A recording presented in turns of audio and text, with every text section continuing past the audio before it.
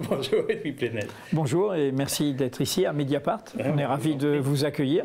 Vous venez de publier Voyage en terre d'espoir, un essai en hommage au Metron. Alors je ne sais pas si tout le monde sait ce que c'est que le Metron.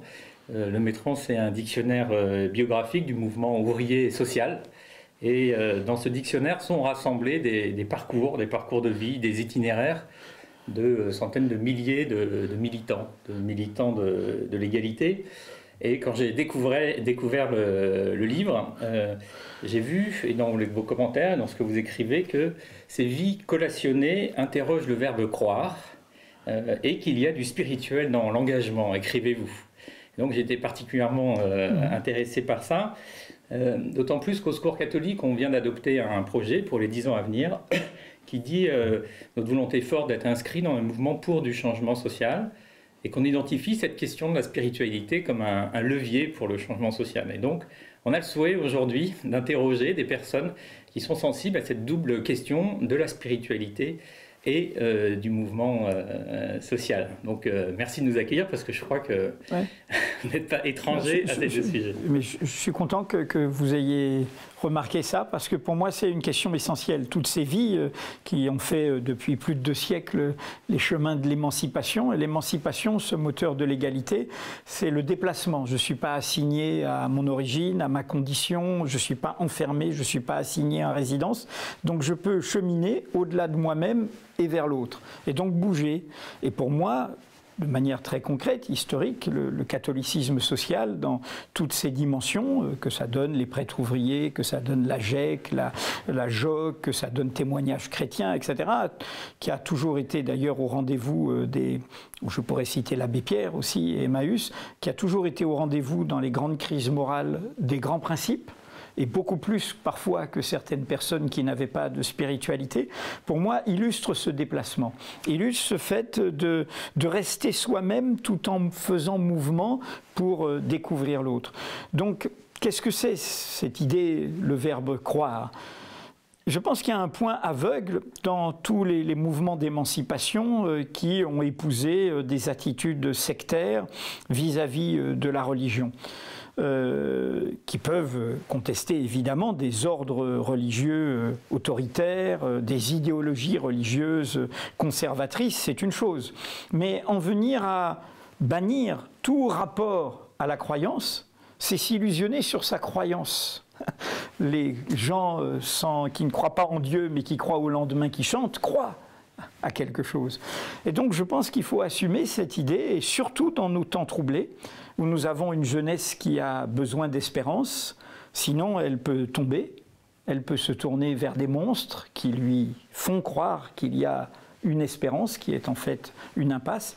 Je pense qu'il faut assumer, et je le dis moi qui suis issu d'un père catholique, d'une mère protestante, qui suis le premier non baptisé de la famille, mais qui est fait de toutes sortes d'autres cultures que j'ai croisées dans mon enfance antillaise, dans mon adolescence algérienne, dans mon histoire familiale avec ma compagne venue du judaïsme d'Europe centrale, laïcisée aussi.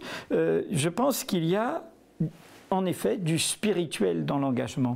Je pense que si on ne se résout pas à l'ordre des choses, à son injustice, à ses inégalités, eh bien on cherche un au-delà de soi-même. Alors pour les croyants qui ont cet au-delà, va aussi avec un au-delà qui les dépasse. Pour ceux qui ne sont pas habités par une foi religieuse, je pense que nous devons revendiquer cette idée qu'il y a un au-delà de nous-mêmes, qui nous emporte, qui nous dépasse, et qui fait qu'on se retrouve ensemble, que l'on croit au ciel ou que l'on ne croit pas, dans ces moments-là. Et je pense que dans le moment, quand je regarde ce qui se passe dans nos quartiers populaires, sur l'autre religion qui aujourd'hui, dans ce pays, la fille aînée de l'Église catholique, eh bien, il y a l'islam qui est là. Et dans tous ces jeunes qui se mobilisent contre les stigmatisations liées à leur religion, et qui, eux, ne sont pas des extrémistes, qui, eux, ne sombrent pas dans une radicalisation de l'islam politique, pour faire banquet commun avec eux, Il faut aussi que nous ayons cette parole-là, que nous ayons cette idée que, voilà, nous partageons une spiritualité. Pour moi, cette spiritualité, c'est qu'est-ce que nous faisons dans notre univers d'humains mortels. Bon, d'autres y verront des espérances qui vont ailleurs, mais si, bon, au fond, je suis aussi fasciné, si on prend l'Antiquité, par le sacrifice de Spartacus ou par le sacrifice de Jésus-Christ, qui l'un comme l'autre sont morts crucifiés, l'un une révolte de gladiateurs esclaves contre la domination, l'autre fondant à partir d'un groupe minoritaire une histoire qui va vouloir prendre l'humanité tout entière. Eh bien, c'est qu'il y a se dire non à l'injustice, qui fait que ce que fait le Secours catholique et moi ce que je fais comme journaliste, pour moi, nous nous retrouvons là. Quel est le point pour moi qui ferait une ligne rouge? C'est si on me disait tu dois accepter une idéologie, religieuse ou non, qui s'impose à toi.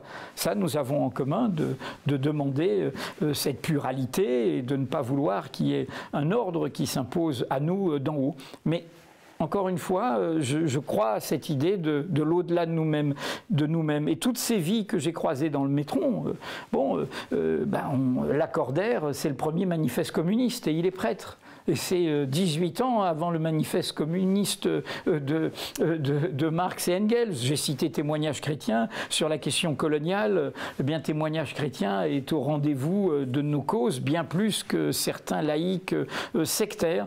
Donc, encore une fois, je pense, surtout dans un monde qui est trop habité par la marchandise, par la consommation, par la possession, par la dépense, par la domination, par la concurrence que par la compétition, que faire cause commune autour de la question de l'égalité, c'est accepter cet imaginaire commun que nous croyons au ciel ou que nous n'y croyons pas. Voilà. Donc cet imaginaire commun, est-ce que il vous semble, dans les parcours, là, vous en avez cité un, ou dans les mouvements particuliers qui s'est manifesté, dont vous nous feriez écho là? Oh, il y en a plein. Alors, par ailleurs, il y a certains parcours datés où par exemple, si on prend la fin du 19e siècle ou le début du 20e siècle, il a fallu s'émanciper de la hiérarchie de l'Église. Et dans ce parcours-là, c'était d'abord une bataille contre un clergé très conservateur, contre un clergé très identifié aux intérêts des puissants, aux intérêts dominateurs.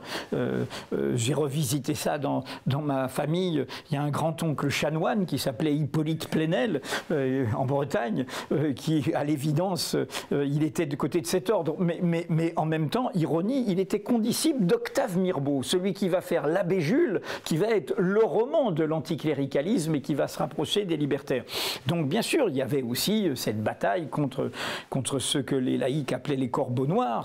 Mais n'oublions pas, et ça je le dis aujourd'hui beaucoup dans nos débats par rapport à un laïcisme sectaire, quand vous voyez ces vies, je cite Ferdinand Buisson, par exemple, et Alexis de Pressensé. Ferdinand Buisson et Alexis de Pressensé sont avec Aristide Briand et Jean Jaurès à l'origine de la loi de 1905.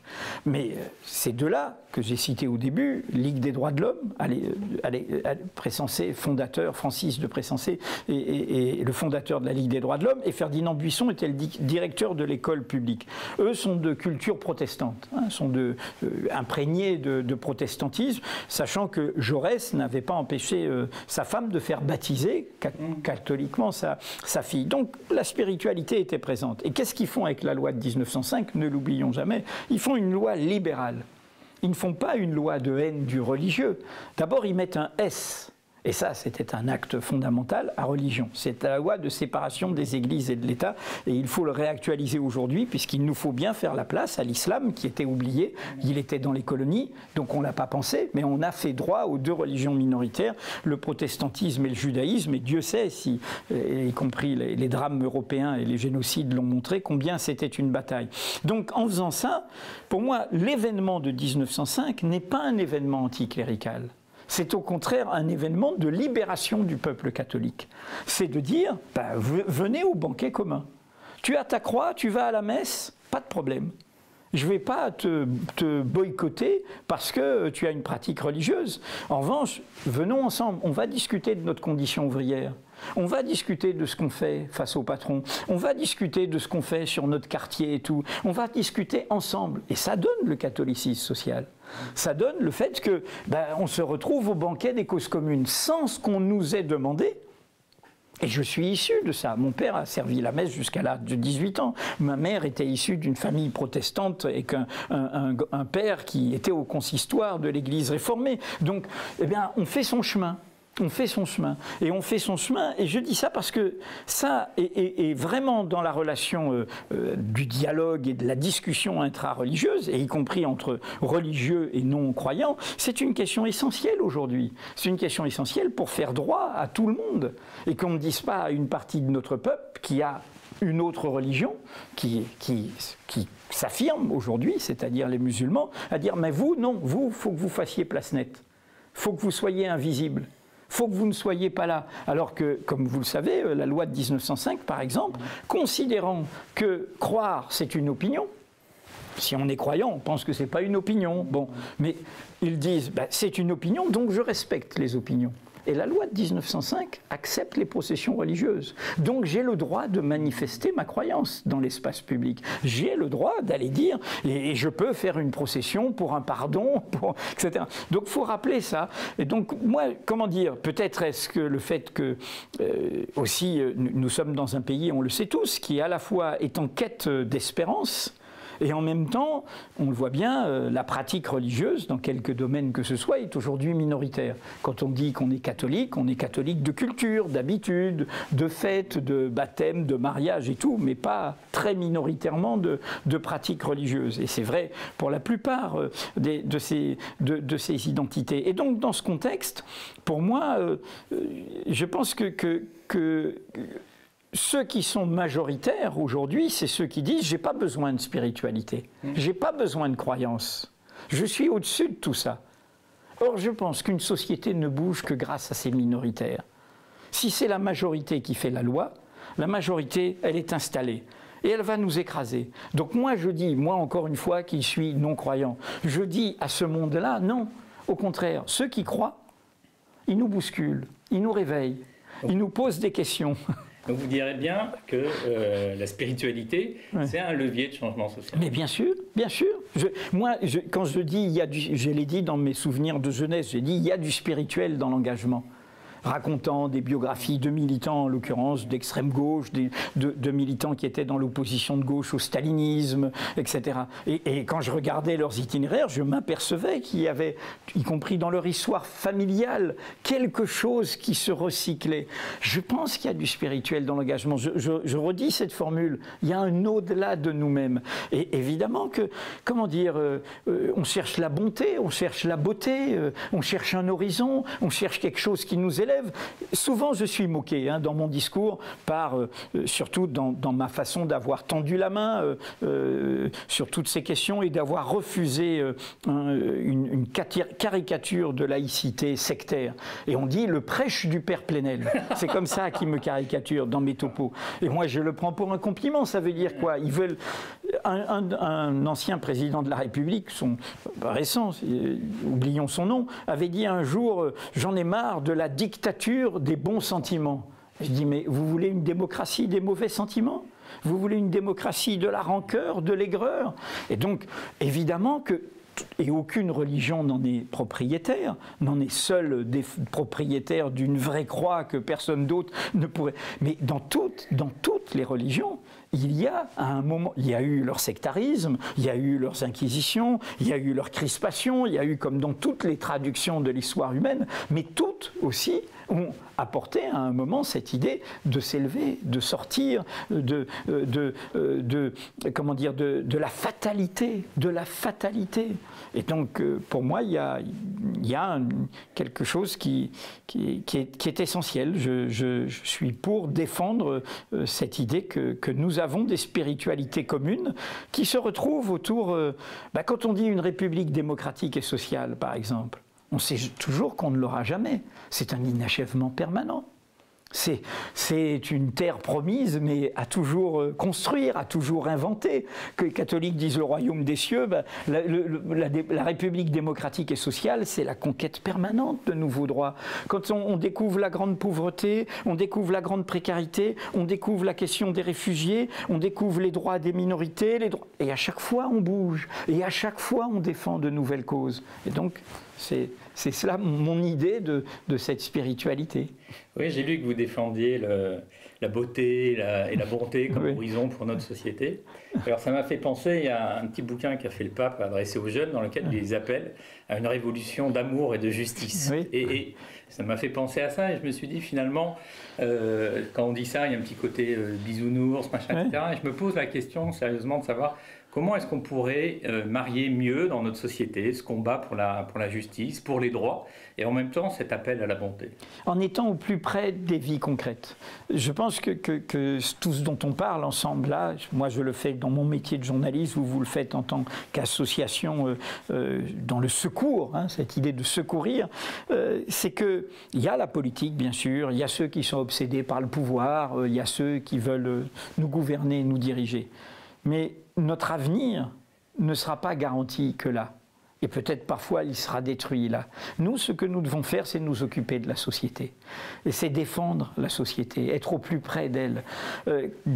Cet appel, pendant la campagne présidentielle, j'ai trouvé, et nous les avons reçus à Mediapart, que bien sûr qu'il y avait les campagnes électorales, mais il y avait quelque chose qui ne faisait pas campagne, qui me paraissait plus essentiel encore, qui était l'appel des solidarités. Plus de 80 associations ONG, dont vous êtes, lancées par Emmaüs, ATD Quart Monde, la Fondation Hulot, les Colibris et plein d'autres, où on découvrait tout d'un coup que dans la défense de ceux qui sont dans la plus grande précarité et dans la pauvreté, tout d'un coup il y avait un modèle de société qui rejoignait les grands débats sur les risques que notre espèce fait courir au tout vivant du monde. Nous sommes l'espèce la plus destructrice et donc nous pouvons un jour sombrer et nous détruire et détruire le tout vivant. Et donc tout d'un coup, les gens de l'écologie, un peu bobos, un peu dans les milieux un peu privilégiés, tout d'un coup se disaient mais au fond Emmaüs a des choses à nous apprendre sur le recyclage, sur un autre mode de consommation, etc. Et donc moi j'ai trouvé ça génial et je trouve que c'est là ce qu'il nous faut faire.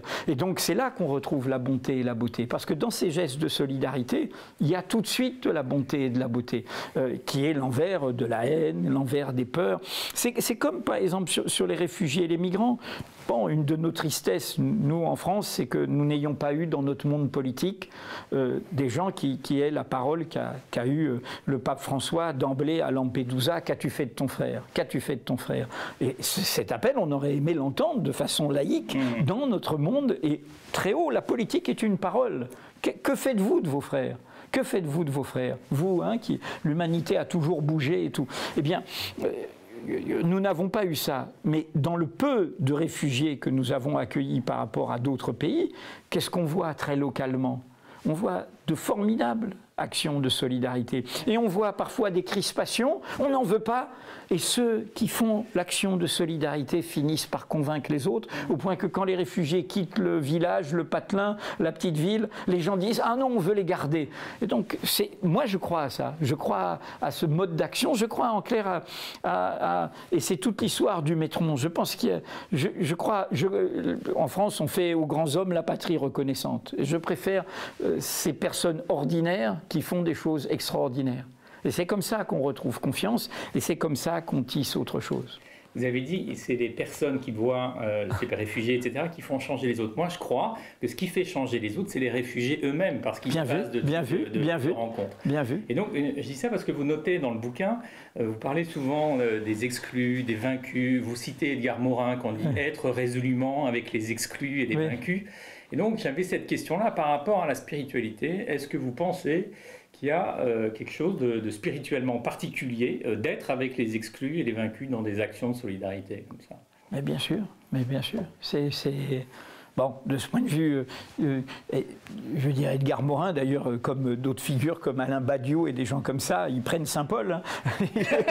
Ils le prennent, hein, donc ils discutent. Mais oui, par le côté, bien sûr, il faut, je veux dire, il y a Moi, je crois à cette idée que l'idéal de l'égalité, c'est-à-dire sans distinction d'origine, de croyance, de conditions, d'apparence et tout, c'est un idéal qui nous entraîne au déplacement, à se déplacer.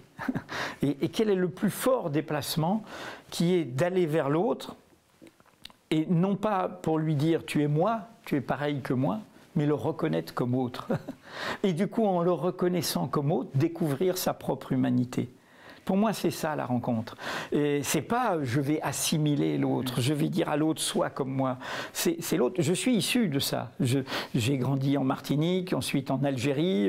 Je suis un Breton d'outre-mer. Mais moi, ce que toute mon histoire personnelle m'a appris, c'est ça. Et bien sûr, et aller vers le plus fragile, le plus. Il y a une immense élégance, une immense dignité de ceux qui affrontent le plus dur, et que l'on ne retrouve pas chez eux, souvent, qui ont le plus grand confort. Et je crois que là, il y a une vérité que porte le catholicisme, et il n'est pas le seul, dans sa version, je dirais, la moins hiérarchie de l'Église, qui n'est pas sous les dorures, qui est au plus près des autres, mais que porte voilà, toutes sortes d'actions humaines qui partagent cette spiritualité commune. Vous évoquez encore dans le livre le fait que dans les mouvements sociaux, à travers la fête, les chants, etc., il y a quelque chose là qui s'exprime de la spiritualité aussi. Alors, je ne l'ai pas dit, on pourrait faire un clin d'œil. Il se trouve que j'ai été éclaireur, chef de la patrouille des lynx, toujours aux aguets. C'était une troupe unioniste, donc protestante, bigarrée, c'était en Alger, où il y avait des chrétiens, des musulmans issus de couples mixtes et des gens comme moi, mais qui du coup, voilà, on étudiait, on discutait, on s'est baladé dans cette Algérie très accueillante, quelques années après l'indépendance, et formidablement bien. Et on chantait, évidemment. Et en tant que, dans mes années de jeunesse, où j'ai été, c'était banal, militant dans les années de 68 et après, on a toujours chanté. Et je pense que le chant est au cœur, quand on fait du nous, on dit non à l'injustice. Mais on peut faire un non qui devient un non d'aigreur, qui vient un nom de colère méchante, un nom de repli, un nom d'exclusion. Et le vrai défi, c'est comment de ce nom on fait du nous. Et on fait un nous qui va faire du lien, qui va rassembler. Et là, en effet, on chante. C'est pour ça que j'ai mis dans les biographies que j'ai choisies des chanteuses. J'ai rappelé Colette Magny, Juliette Gréco, et j'en ai cité plein. Et j'ai raconté la vie de Eugène Potier, qui avait fait l'International, mais qui a fait ce chant oublié. Quel est le fou ? Le monde ou moi, et qui est un chant pour aujourd'hui. Bon, et bien sûr, et moi, peut-être que ça peut faire sourire, mais quand j'entends Gracias a la vida de Violeta Parra, quand j'entends, je ne sais pas, je pourrais en citer plein d'autres.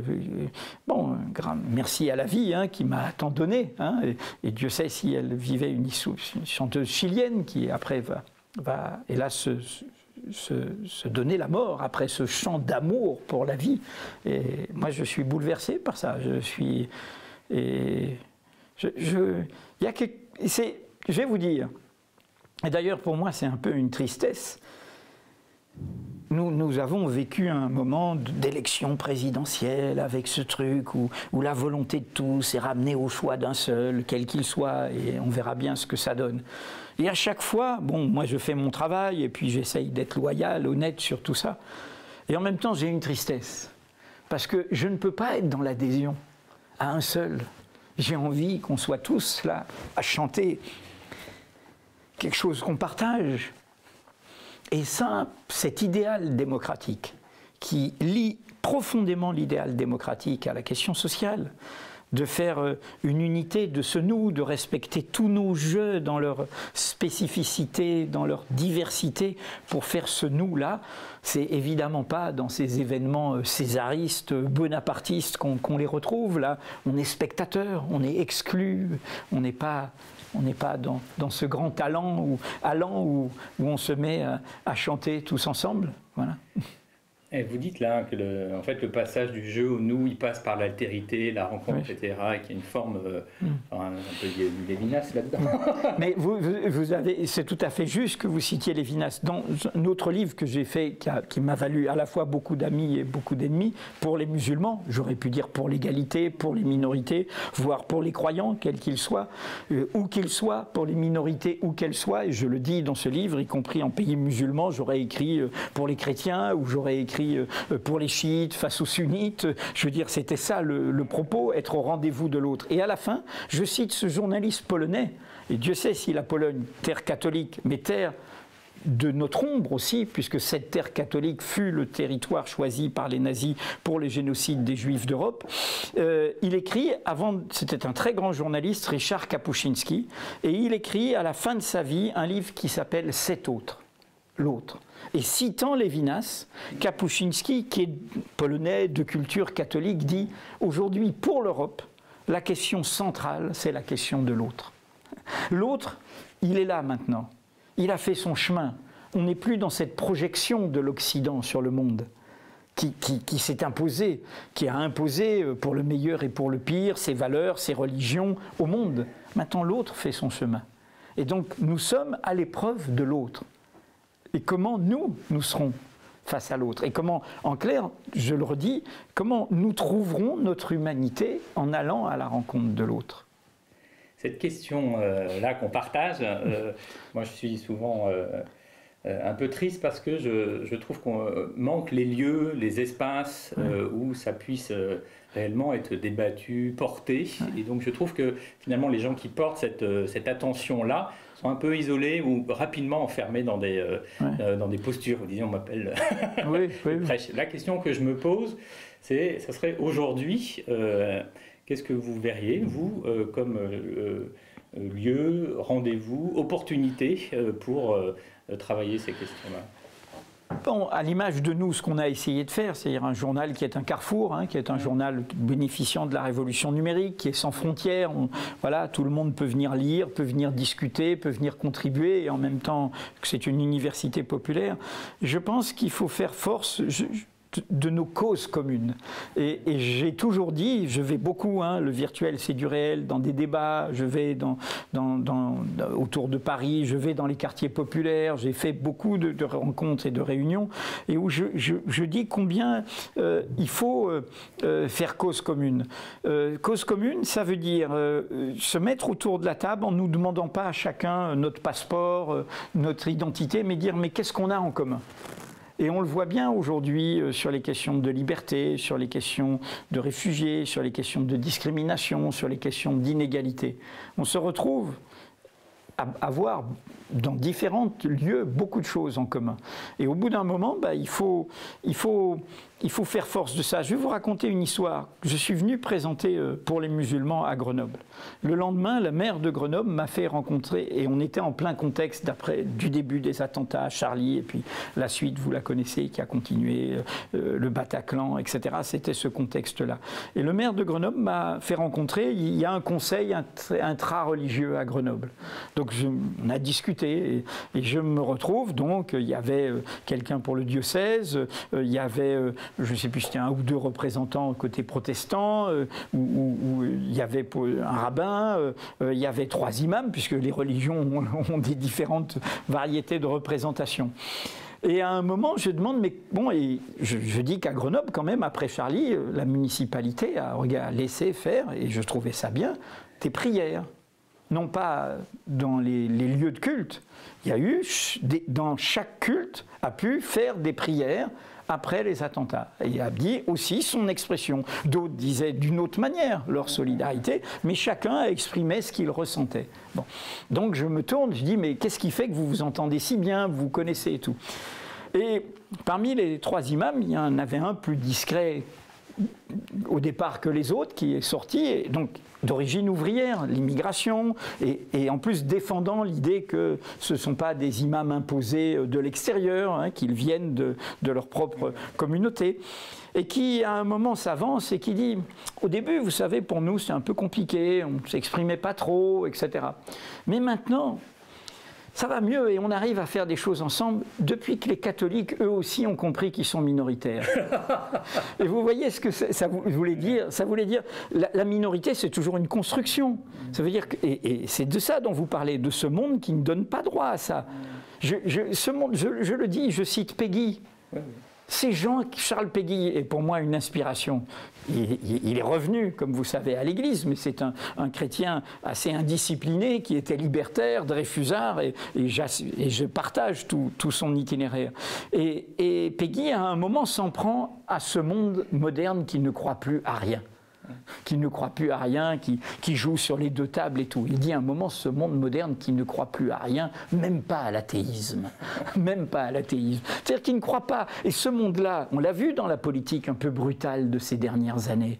Hein, cette politique identitaire au niveau de la nation, cette politique qui ne veut voir qu'une seule tête, cette politique qui a peur du mot multiculturalisme, qui a peur du mot religion en soi, etc.